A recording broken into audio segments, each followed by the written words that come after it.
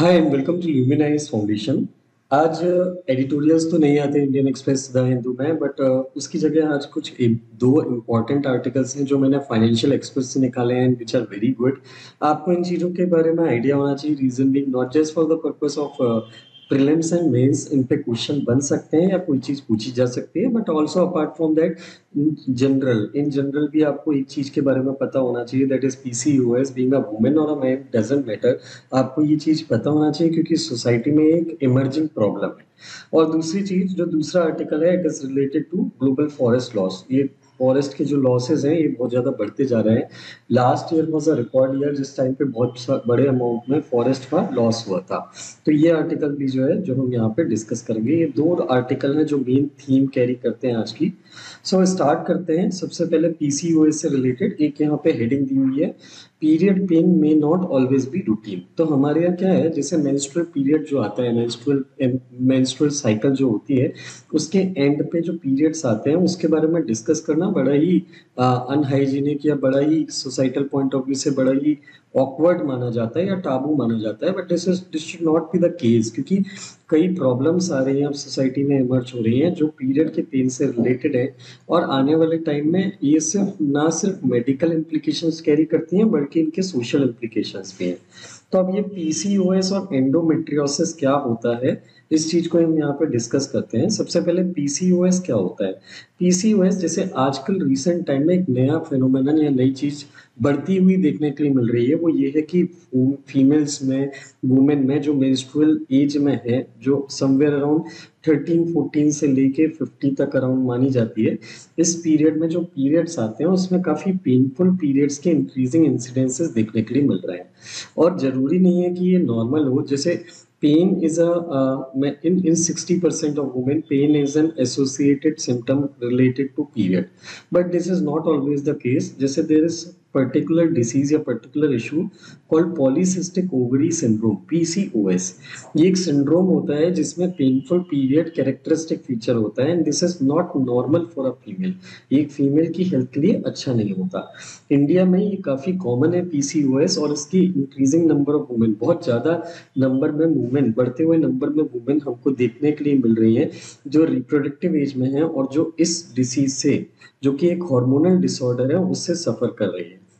इसके साथ साथ में एक और डिसीज है जो काफी कॉमनली अब वुमेन में देखने के लिए मिल रही है, that is endometriosis.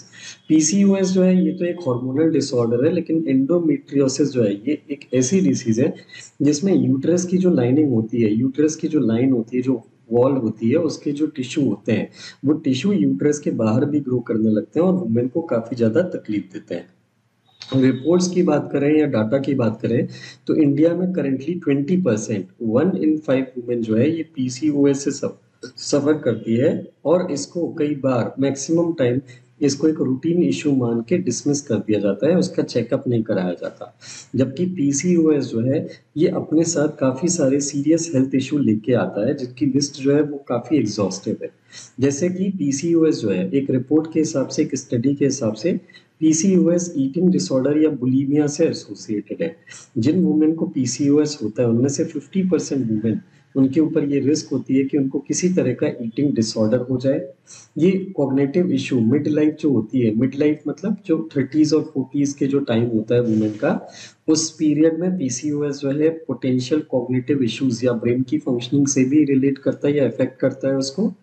Then Jin women को पीसीओएस है उनमें हमको इंक्रीजिंग एविडेंस देखने के लिए मिल रहे हैं कि उनको हार्ट रिलेटेड या कार्डियोवास्कुलर रिस्क डिसीज देखने के लिए मिलती है, जैसे कि डायबिटीज, हाइपरटेंशन, जो पीसीओएस की कॉग्निटिव एजिंग से रिलेटेड है या उसको एक्सेलरेट करते हैं।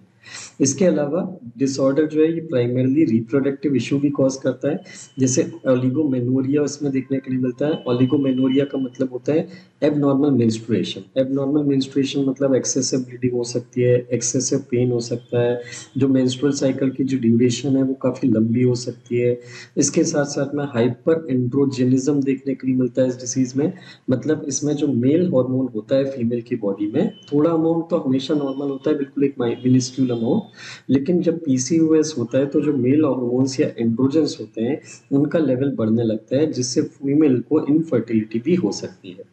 इसके साथ साथ में ये कुछ बॉडी में मेटाबॉलिक सिम्टम्स या मेटाबॉलिक साइंस भी शो करने लगता है, जैसे बॉडी की जो सेल्स हैं वो इंसुलिन के लिए रेजिस्टेंस होने लगते हैं, जिससे ओबेसिटी, डायबिटीज, डिसलिपिडीमिया, लिपिड का जो एबनॉर्मल अमाउंट होता है वो देखने के लिए मिलने लगता है, हाइपरटेंशन, ब्लड प्रेशर बढ़ने लगता है, बॉडी में इन्फ्लेमेशन होने लगता है, मतलब अलग अलग जगह अलग अलग इफेक्ट हमको देखने के लिए मिलने लगते हैं, और मेंटल हेल्थ के इशू भी इसमें रिपोर्ट किए गए हैं।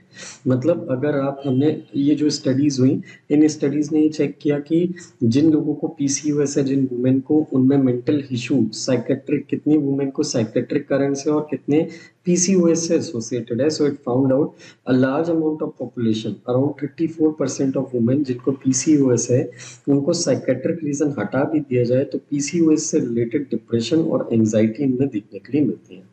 तो 34 से 45% वुमेन जो PCOS से सफर करती हैं, they report diabetes, depression and anxiety also, जबकि नॉर्मल पॉपुलेशन जिनको PCOS नहीं है वुमेन में, उनमें सिर्फ 18% वुमेन में ही ये डिप्रेशन और एंजाइटी दिखने के लिए मिलता है। मतलब कहीं ना कहीं ये लिंकेज शो करता है, रिलेशन शो करता है कि डिप्रेशन और एंजाइटी PCOS से अफेक्टेड वुमेन में बहुत ज़्यादा हमको देखने के लिए मिलते हैं। और PCOS जो है वो सुसाइड अटेम्प्ट की टेंडेंसी या लाइक्लीहुड या चांसेस को भी बढ़ा देता है, ऐसा भी इनका इस रिपोर्ट्स का, स्टडी का कहना है। लेकिन उससे भी बड़ी जो प्रॉब्लम है वो प्रॉब्लम क्या है, पीसीओएस, मोस्ट वुमेन जो है, ज्यादातर वुमेन जो है या उनकी फैमिलीज जो है, ये पीसीओएस से एसोसिएटेड सिम्टम्स दिख जाने के बाद भी उसको इग्नोर करते हैं, ये सोच के कि पीरियड में ऐसा होता है, और वो कभी रेगुलर चेकअप नहीं कराते, और जब तक डिसीज बहुत आगे तक नहीं बढ़ जाती तब तक वो डॉक्टर से मिलने की कोशिश नहीं करते। लेंसेट की एक स्टडी, लेंसेट एक ऑर्गेनाइजेशन है जो हेल्थ केयर से रिलेटेड रिसर्च करती है अक्रॉस द वर्ल्ड, उसका ये कहना है कि 10%, ये वर्ल्ड वाइड 10% पॉपुलेशन को इफेक्ट करता है, जो 247, ये एंडोमेट्रोसिस की बात कर रहा हूँ मैं। एंडोमेट्रोसिस एक और कंडीशन है जो वुमेन में मिलती है, जिसमें पेनफुल पीरियड, बहुत ज्यादा पेनफुल पीरियड देखने के लिए मिलते हैं, और इसको भी इनफ अटेंशन और केयर वर्ल्ड में नहीं दिया जा रहा है, ये भी अंडर डायग्नोस्ड है। अंडर डायग्नोज मतलब जितने केसेस हैं अभी उससे कम, काफी कम केसेस हमको यहाँ पे रियल लाइफ में पता है। लेंसेट की स्टडी के हिसाब से वर्ल्ड वाइड एंडोमेट्रोसिस जो है ये 10% वुमेन को रिप्रोडक्टिव एज में जो है वो अफेक्ट करता है, या वो जो है उससे सफर करती हैं। दैट रफली ट्रांसलेट्स टू 24 करोड़ वुमेन या 247 मिलियन वुमेन। लेकिन अगर आप इंडिया की बात करें, वर्ल्ड वाइड, ये जो world wide 24 crore women endometriosis से सफर करती हैं, उसमें से 25% सिर्फ इंडिया में है, जिसमें 43 मिलियन या 4.5 करोड़ वुमेन जो है ये एंडोमेट्रोसिस का पेन सफर करती है। एंडोमेट्रोसिस में क्या होता है, जैसे ये यूट्रस है तो यूट्रस की जो वॉल होती है, इस पे वॉल के जो सेल्स होते हैं वो सेल्स बहुत ज्यादा ग्रो होने लगते हैं, और ये सेल्स को जब अंदर से कहीं बाहर निकलने का रास्ता नहीं मिलता, so they start falling here only, ये यहाँ पे ब्रीच करने लगते हैं यूट्रस की वॉल का, इससे बहुत ज्यादा एक्सेसिव ब्लीडिंग होने लगती है और बहुत एक्सट्रीम अमाउंट ऑफ पेन होता है। तो ये एंडोमेट्रोसिस से भी हमारी काफी सारी वुमेन जो है सफर कर रही हैं। पीसीओएस और एंडोमेट्रोसिस दोनों ही हमारे यहाँ अंडर रिपोर्टेड है, क्योंकि दोनों के केस में मेंस्ट्रुअल पेन को डिस्कस करने में टाबू आता है। जैसे फीमेल्स टेंड टू डिस्कस और tell about their menstrual pain very less as compared to the other bodily pain or other diseases। तो जब आप डिस्कस नहीं करते, आपको लगता है कि मेंस्ट्रुएशन को, मेंस्ट्रुअल पेन को डिस्कस करना it is a bad thing, wrong thing, unhygienic thing, तो उस केस में वो चीज डॉक्टर तक रिपोर्ट भी नहीं हो पाती और पता भी नहीं चलता कि पीसीओएस या ऐसी कोई इशू है। इन दोनों ही डिसीजेस के कुछ लॉन्ग टर्म इम्प्लीकेशन है। अगर डॉक्टर्स का बोलना है कि अगर ये बहुत लॉन्ग टर्म तक इग्नोर किया जाता है तो इससे क्या क्या हो सकता है, इनफर्टिलिटी हो सकती है वुमेन में, सराउंडिंग ऑर्गन जो है, यूट्रस के आजू बाजू जो ऑर्गन्स हैं उनका डैमेज हो सकता है, परसिस्टेंट पेल्विक पेन बना रहता है। पेल्विक पेन मतलब जो पेल्विक फ्लोर होता है हमारा, जहाँ पे दोनों पैर के बीच में जो जंक्शन वाला एरिया होता है, वहाँ पे हमेशा पेन बना रहता है। देन उसके बाद गेस्ट्रो इंटेस्टाइनल इशू, मतलब जो डाइजेस्टिव सिस्टम, इंटेस्टाइन वाला पोर्शन है, वहाँ पे भी इशू बने रहते हैं, और लास्ट में मेंटल हेल्थ इशू भी होते हैं लॉन्ग टर्म में। तो डॉक्टर्स का कहना है कि as soon as you feel that you have been suffering from both of these disease, तो आपको डॉक्टर्स को रिपोर्ट करके उसका ट्रीटमेंट इमीडिएट स्टार्ट करना चाहिए, अदरवाइज आप लॉन्ग टर्म में इन प्रॉब्लम से सफर कर सकते हो, जो मॉडर्न डे प्रॉब्लम के फॉर्म में इमर्ज हो रही है बहुत ज्यादा। अब आप इसको पहचानोगे कैसे? जैसे पीसीओएस के वार्निंग साइंस क्या होते हैं? पीसीओएस में आपको मेंस्ट्रुअल इरेगुलरिटी होती है। जैसे हम बोलते हैं कि 26 से 30 डेज में अराउंड अराउंड आपकी एक साइकिल कंप्लीट होती है और मेंस्ट्रुएशन हो जाती है। 3 डेज के लिए मेंस्ट्रुअल साइकिल चलती है, ब्लीडिंग होती है। तो जब आपकी मेंस्ट्रुअल पीसीओएस होता है तो मेंस्ट्रुअल इरेगुलरिटी हो जाती है। कभी-कभी 2-2 महीने तक भी पीरियड नहीं आते और कभी-कभी 10 दिन में ही पीरियड आ जाता है। तो ये मेंस्ट्रुअल इरेगुलरिटी देखने के लिए मिलती है। इनफर्टिलिटी से अगर आप सफ़र कर रहे हैं, आपको स्किन में एक्ने होने लगता है, आपके हेड के टॉप पे हेयर का लॉस होने लगता है, जो वुमेन में जनरली हमको देखने के लिए नहीं मिलता। देन उसके बाद मेल पैटर्न बाल्डनेस मिलने लगती है। जैसे मेल्स का हेड होता है ना, तो यहाँ पे दोनों साइड पे किनारों पे बाल्डनेस होने लगती है। ये मेल पैटर्न बाल्डनेस होती है। देन उसके बाद एक्सेसिव बॉडी हेयर, फीमेल की बॉडी में जितने हेयर्स होते हैं उससे ज़्यादा एक्सेसिव बॉडी हेयर यहाँ पे देखने के लिए मिलने लगता है। तो ये अगर ऐसा कोई भी वार्निंग साइन आपको अपनी बॉडी में देखने मिलने लगता है या शुरू हो जाता है या मिलता है, तो इस केस में आपको इमीडिएटली डॉक्टर को रिपोर्ट करना चाहिए। कुछ और सिम्टम भी हैं लेकिन वो आपको दिखते नहीं हैं। जैसे इसका नाम ही पीसीओएस है, पॉलीसिस्टिक ओवेरियन सिंड्रोम। इसमें क्या होता है, ओवरीज के अंदर में मल्टीपल सिस्ट बनने लगते हैं। सिस्ट क्या होते हैं? ये बेसिकली छोटे-छोटे खाली स्ट्रक्चर्स होते हैं ओवरी के अंदर, जिनके अंदर में इन्फेक्शन होने के चांस बहुत हाई होते हैं। तो ये ऐसे छोटे-छोटे एरियाज़ बनने लगते हैं इन्फेक्शन के, जिनको बोलते हैं सिस्ट। तो एक-एक ओवरी में आपको पता है फीमेल की यूट्रस होती है, दोनों साइड पे एक-एक ओवरी होती है। तो यहाँ पे ओवरीज के अंदर में ये इन्फेक्शन के एरियाज़ या पॉकेट डेवलप होने लगते हैं, जिनको सिस्ट बोलते हैं। तो इनको टेस्ट कैसे किया जाता है? इसका अल्ट्रासाउंड करके चेक किया जाता है कि वहाँ पे वो सिम्पटम, वहाँ पे वो सिस्ट है कि नहीं। देन उसके बाद एंडोमेट्रोसिस की बात करें तो एंडोमेट्रोसिस में आपको क्या मिलेगा? आपको यहाँ पे बहुत ज़्यादा एक्सेस ब्लीडिंग मिलेगी। एक्सेस ब्लीडिंग, इंटरनल ब्लीडिंग आपकी बॉडी में होती है। अगर आपको मेंस्ट्रुएशन के टाइम पे बहुत एक्सट्रीम वाली ब्लीडिंग हो रही है और बहुत ही पेनफुल पीरियड है, बहुत हैवी पेन हो रहा है, हैवी पीरियड आते हैं, हैवी ब्लीडिंग होती है पीरियड्स के बीच में भी, और इंटरकोर्स के टाइम पे बहुत पेन होता है, सेक्सुअल एक्टिविटी के टाइम, या बाउल मूवमेंट्स, जैसे आप जब फ्रेश होने जाते हैं या यूरिनेशन करते हैं तो अगर आपको बहुत ज़्यादा पेन होता है या इनफर्टिलिटी होने लगती है, तो इस ऐसा कोई भी सिम्टम अगर आपको आ रहा हो तो उस केस में आपको डॉक्टर को रिपोर्ट करना चाहिए। पीसीओएस का एग्जामिनेशन कैसे किया जाता है? आपका ब्लड टेस्ट किया जाता है, क्योंकि मैंने आपको बताया पीसीओएस में मेल हार्मोन्स जो है इनका अमाउंट बढ़ने लगता है। तो इसका सबसे पहला टेस्ट होता है पीसीओएस का कि वहाँ पे एक ब्लड टेस्ट करते हैं हार्मोन्स के लेवल को चेक करने के लिए, या फिर सिस्ट को चेक करने के लिए ओवरी के अंदर अल्ट्रासाउंड किया जाता है। उसके साथ साथ में ट्रीटमेंट में यहाँ पे बर्थ कंट्रोल, जैसे इसका रीज़न क्या है, द बिगेस्ट थिंग पीसीओएस और इंडोमेट्रोसिस का रीज़न क्या है, तो ये अभी एक्चुअली बहुत क्लियर नहीं है कि ये क्या रीज़न के कारण होता है, but what is considered right is modern day lifestyle जो है और फूड हैबिट्स जो है, फास्ट फूड वगैरह जो है, प्रोसेस्ड फूड वगैरह जो है, बोला जाता है कि ये कहीं ना कहीं स्ट्रेस वगैरह, ये सब कहीं ना कहीं एक लिमिटेड अमाउंट में रिस्पॉन्सिबल है पीसीओएस या एंडोमेट्रोसिस के लिए। तो ट्रीटमेंट के अंदर में हार्मोनल थेरेपी दी जाती है और मेडिकेशंस दी जाती हैं पीसीओएस के लिए। एंडोमेट्रोसिस की डायग्नोसिस के लिए पेल्विक एग्जामिनेशन किया जाता है, मतलब डॉक्टर्स खुद फिजिकली चेक करता है, या फिर अल्ट्रासाउंड, एमआरआई या लेप्रोस्कोपी की जाती है। और इसमें पेन के रिलीफ के लिए मेडिकेशन दी जाती है और हार्मोनल थेरेपी दी जाती है मेंस्ट्रुएशन के इफेक्ट को, या मेंस्ट्रुएशन में जो हैवी पेन हो रहा है उसको ट्रीट करने के लिए। So this was related to PCOS and endometriosis. आप इसको बिल्कुल भी इग्नोर मत मारिए। अगर आप मेन भी हैं, अगर आप मेल भी हैं, तो अपने घर में कोई फीमेल है, आपके घर में सिस्टर, मदर, किसी को भी ऐसे इशू होते हैं, so do take care of that thing. This is a very important thing emerging in the society. उसके बाद आते हैं हम दूसरे आर्टिकल पे, that is global forest loss hit a record last year as fires raged. तो यहाँ पे अब न्यूज़ क्या है? न्यूज़ ये है कि लास्ट ईयर प्लेनेट में, हमारे अर्थ पे, एक लार्ज अमाउंट ऑफ, एक रिकॉर्ड अमाउंट ऑफ फॉरेस्ट का लॉस हुआ है, which is very very negative as per the analyst. तो यहाँ पे सबसे ज़्यादा रिकॉर्ड अमाउंट ऑफ फॉरेस्ट, जैसे फॉरेस्ट का लॉस वैसे तो हर साल होता है, and it is mainly occurred for urbanisation या एग्रीकल्चर।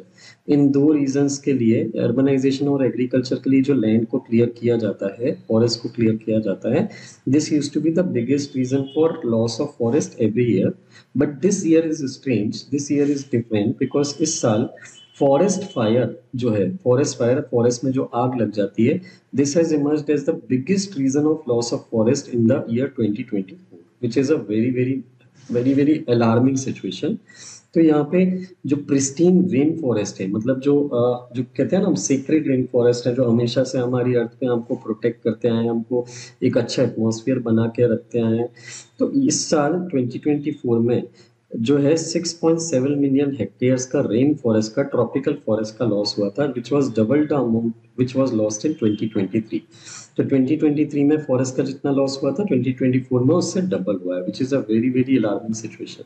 अगर आपको इसको इमेजिन करना हो कि कितना फॉरेस्ट का लॉस हुआ है, तो एक यहाँ पे स्टैटिस्टिक है विच टेल्स यू दिस कि हर मिनट, साल 2024 में हर मिनट हमने 18 सॉकर फील्ड, एक सॉकर फील्ड आपको पता है कितनी बड़ी होती है, स्टेडियम जो होता है ग्राउंड, तो हर मिनट हमने करीब 18 सॉकर फील्ड के बराबर फॉरेस्ट का लॉस हमको यहाँ पे देखने के लिए मिला है।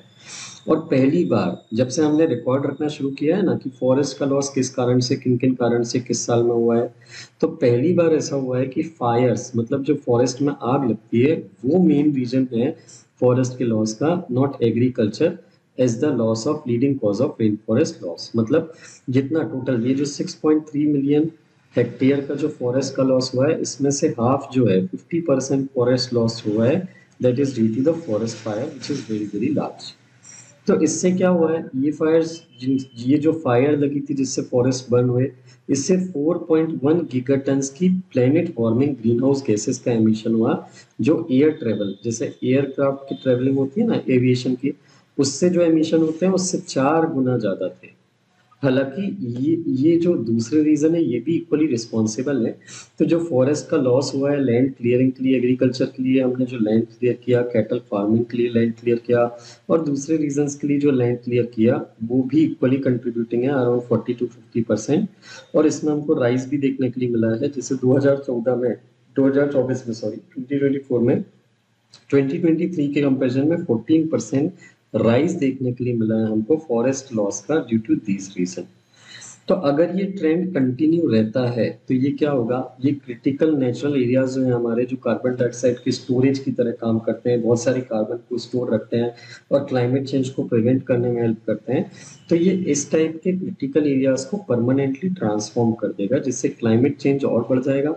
तो ये पूरी एक साइकिल बन जाएगी, मतलब हम फॉरेस्ट का लॉस बियर करेंगे, उससे कार्बन का एमिशन बढ़ेगा, उससे क्लाइमेट चेंज और बढ़ेगा, क्लाइमेट चेंज से ग्लोबल टेम्परेचर और बढ़ेगा, ग्लोबल टेम्परेचर राइज से फॉरेस्ट फायर और बढ़ेगी, और फॉरेस्ट फायर और बढ़ने से फॉरेस्ट का लॉस और बढ़ता जाएगा। तो ये पूरी साइकिल यहाँ पे कंटिन्यूस तरीके से चलती जाएगी।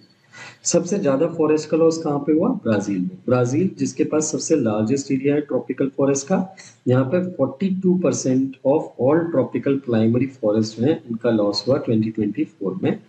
इसके अलावा और भी कंट्रीज हैं, जैसे इसका जो लॉस हुआ, ब्राजील में जो लॉस हुआ, ये टोटल फॉरेस्ट लॉस का 42% है। इसमें फायर कहाँ से लगी थी, क्योंकि ब्राजील में पिछले साल ड्रॉट आया था, तो ड्रॉट के कारण यहाँ 66%, मतलब जितना फॉरेस्ट ब्राजील ने लूज किया उसका 66% लॉस ड्रॉट के कारण, जो आग लगी थी उसके कारण हुआ था, which is 6 times more then in 2023। Bolivia में भी फॉरेस्ट का लॉस पिछले साल के कंपैरिजन में 3 गुना ज्यादा हुआ, और वो भी किस लिए हुआ, क्योंकि ये लैंड क्लियर कर रहे थे एग्रीकल्चर के लिए, उससे उसको लैंड क्लियर करने के लिए उन्होंने आग लगाई, लेकिन वो बेसिकली ड्रॉट का ईयर था, तो वो आग जितनी एक्सपेक्ट की थी कि कहाँ तक फैलेगी उससे ज्यादा फैल गई, और फॉरेस्ट का लॉस 3 गुना ज्यादा बढ़ गया।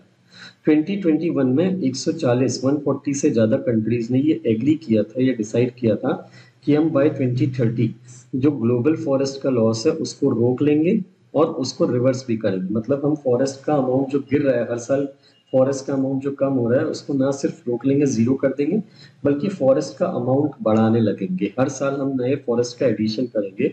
बट 20 कंट्रीज, इन 140 में से 20 कंट्रीज जिनके पास सबसे ज्यादा अमाउंट में प्राइमरी फॉरेस्ट हैं, उनमें से 17 कंट्रीज में फॉरेस्ट का लॉस पहले जितना होता था उससे भी ज्यादा हो गया। एग्रीमेंट के से पहले जितना फॉरेस्ट लॉस होता था उससे भी ज्यादा फॉरेस्ट लॉस अब हो रहा है। सो कहीं ना कहीं वो एग्रीमेंट में जो डिसाइड किया था वो तो हो नहीं रहा, इनफैक्ट उसका उल्टा ही और ज्यादा होने लगा है।